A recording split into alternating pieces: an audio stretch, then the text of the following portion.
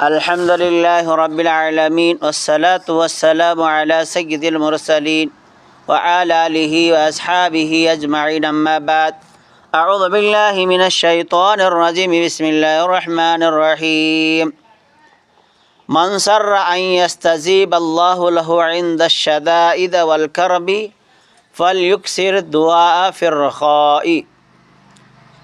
کل ہم نے جو ہے 17واں آداب پڑھے تھے، دعا کے آداب میں سے ایک ادب، اور آج جو ہے 18واں آداب خوشحالی میں بھی دعا کرنا۔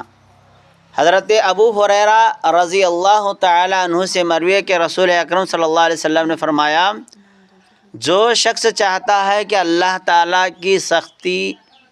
تعالیٰ سختی اور غم و تکلیف کے وقت اس کی دعا قبول فرمائے تو اسے چاہیے کہ خوشحالی اور آسودگی میں بکثرت دعا کرے۔ تو اس حدیث سے بات معلوم ہوتی ہے کہ سختی اور غم اور تکلیف کے وقت کی دعا جب قبول ہوتی ہے تو خوشحالی میں بھی اور اللہ تعالیٰ سے دعا کرنا چاہیے۔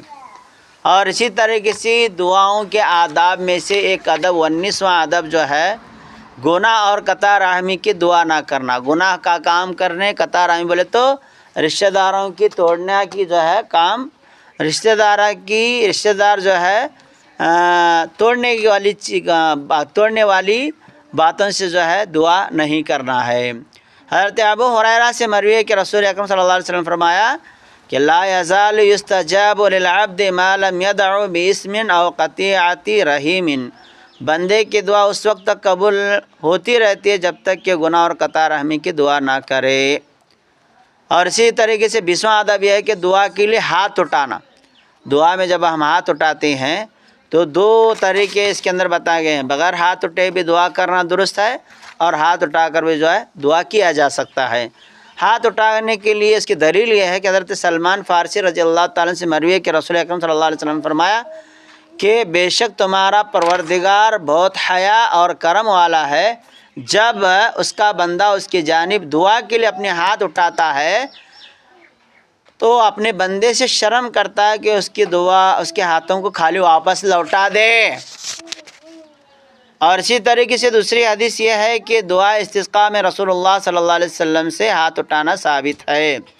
اور آپ صلی اللہ علیہ وسلم نے ایک صحابی کے لیے دعائے مغفرت کی درخواست کی تو آپ نے دونوں ہاتھوں کو اٹھا کر اس کی مغفرت کے لیے دعا کی۔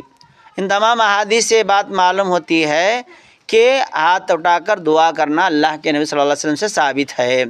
اور اسی طریقے سے امام بخاری رحمہ اللہ نے ایک باب قائم کیا ہے کہ باب دعا میں ہاتھ اٹھانا، دعا میں ہاتھ اٹھانا۔ حضرت ابو موسیٰ الاشعری رضی اللہ تعالیٰ نے کہا کہ نبی کریم صلی اللہ علیہ وسلم نے دعا کی اور اپنے ہاتھ اٹھائے تو میں نے آپ کی بغلوں کی سفیدی دیکھی۔ اور عبداللہ ابن عمر نے کہا کہ نبی کریم صلی اللہ علیہ وسلم اپنے ہاتھ اٹھائے اور دعا فرمائے، اے اللہ خالد نے جو کچھ کیا ہے میں اس سے بری ہوں۔ یحییٰ بن سعید اور شریک بن ابی نمر بیان کرتے ہیں کہ انہوں نے حضرت انس رضی اللہ تعالیٰ عنہ کی نبی کریم صلی اللہ علیہ وسلم نے اپنے ہاتھ دعا کے لیے اتنا اٹھائے کہ میں نے آپ کی بغلوں کی سفیدی دیکھی۔ تو اس حدیث سے بات معلوم ہوتی ہے کہ ہاتھ اٹھا کر دعا کرنا نبی کریم صلی اللہ علیہ وسلم سے ثابت ہے۔ اور اسی طریقے سے بغیر ہاتھ اٹھا کے بھی دعا کرنا درست ہے، کیونکہ ہاتھ اٹھا کر دعا کرنا رسول اللہ صلی اللہ علیہ وسلم نے ضروری قرار نہیں دیا، اور نہ ہی ہر دعا کے لیے ہاتھ اٹھانا ممکن اور مناسب ہی ہے۔ مثلا گھر سے نکلتے وقت، گھر میں داخل ہوتے وقت، گھر میں سے نکلتے وقت ہم دعا پڑھتے تو اس وقت ہاتھ اٹھاتے کیا نہیں اٹھاتے، اور گھر سے نکلتے وقت بھی دعا پڑھتی اس وقت بھی ہاتھ نہیں اٹھاتے۔ اور قضاء حاجت بیت الخلاء میں داخل ہونے کی دعا، بیت الخلاء سے باہر نکلنے کی دعا، اور اسی طریقے سے ہم مستری کی دعا کے ساتھ وغیرہ وغیرہ بہت سارے دعائیں ہیں جنہیں جو ہے ہاتھ اٹھا کر دعا نہیں کرتے۔ نیز نبی اکرم صلی اللہ علیہ وسلم نے دوران نماز دعا مانگا کرتے تھے مگر ہاتھ نہیں اٹھاتے تھے۔ اگر ہر دعا کے لیے ہاتھ اٹھانا ضروری ہوتا تو دوران نماز دعا مانگتے ہوئے بھی ہاتھ اٹھانا لازمی ہوتا، لیکن اس کا کوئی بھی قائل نہیں ہے۔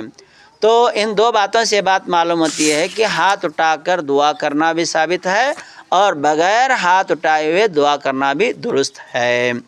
اور اس کے بعد جو ہے دعا کے بعد چہرے پر دونوں ہاتھوں کو پھیرنا مسنون نہیں ہے۔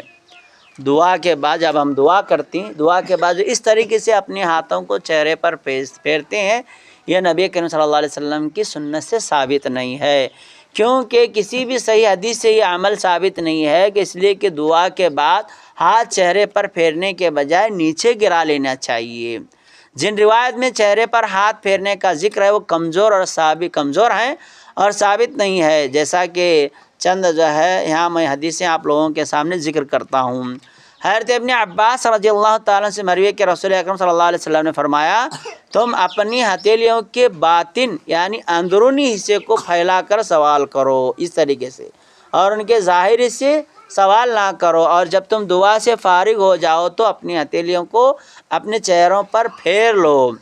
حضرت عمر بن خطاب رضی اللہ تعالیٰ عنہ سے مروی ہے کہ رسول اکرم صلی اللہ علیہ وسلم جب دعا کے لیے اپنے دونوں ہاتھ اٹھاتے تھے تو انہیں اس وقت تک نیچے نہ کرتے جب تک کہ چہرے پر نہ پھیر لیتے تھے۔ اور اسی طریقے سے شیخ الاسلام ابن تیمیہ رحمۃ اللہ علیہ کہتے ہیں کہ دعا کے بعد چہرے پر ہاتھ پھیرنے سے متعلقہ روایت قابل حجت نہیں ہے، اور امام نووی رحمۃ اللہ علیہ کہتے ہیں کہ دعا کے بعد چہرے پر ہاتھ پھیرنا مستحب نہیں ہے۔ شیخ البانی رحمۃ اللہ علیہ کہتے ہیں رحمہ اللہ کہتے ہیں کہ دعا کے بعد ہاتھوں کو چہرے پر پھیرنے کے متعلق کوئی بھی حدیث ثابت نہیں ہے۔